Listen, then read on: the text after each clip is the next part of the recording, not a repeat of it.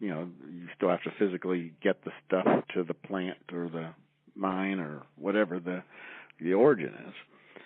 So and then there's there probably would be, because there already is a pricing difference between single served and multi served industries. There probably would be some sort of negotiated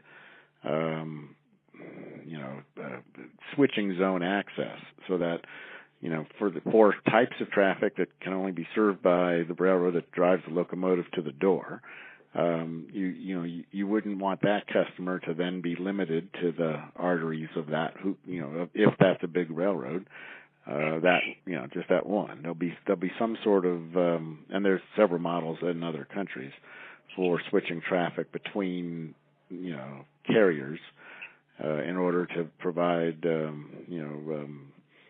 market access for customers. And do you have a sense, just thinking about that, of like let's take a Memphis or a Chicago or whatever. So there's a fair amount of that load interchange traffic going in. Yeah. Say that again. Well, yeah. Well, let's think about Memphis, or think about any of the the interchange cities. If you're, I'll use CSX since I used to work for them, but the principle applies to all of them. If you're, on the line going into Memphis from the east, CSX's network and all of its revenues and its long haul is to the east, and so there's not much incentive, economic incentive or relative economic incentive from a big company perspective to promote a business that's going to have its, the long haul, which is where it gets its profits, from stuff to the west. So, but once CSX merges with one of the western roads, now that it's really a paradigm.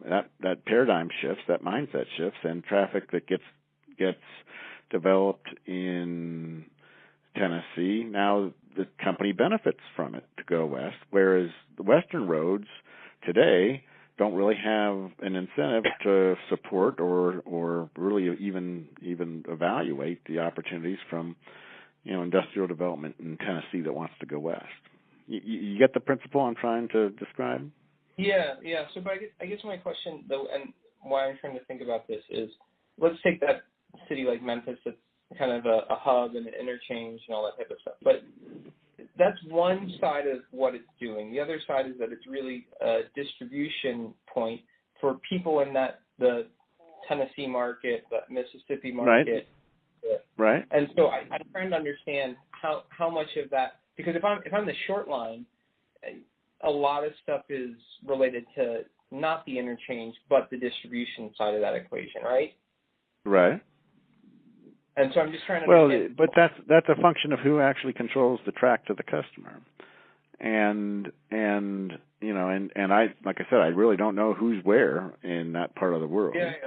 But if it's if it's already a short line and it touches one of them, it expands their market reach. If you're a short line in the Memphis world, you're only going to touch, or you most likely, well, you may touch both. If you touch both, you're already there.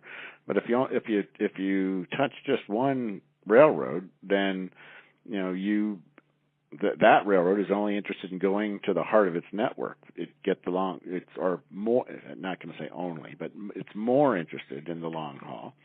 And if that now same connection, touching somebody that goes in either direction, that there's expanded market perspective. I mean, you still can make the traffic work, but if you're touching the CSX network as a short line, you're just not going to get good pricing or cooperation for that little bit of the CSX network that you have to use to get to the western road where the bigger part of the haul is. That's now you got a 3-carrier, double handoff, and the class one that's in the middle doesn't have the bandwidth to provide it the attention that would make it thrive.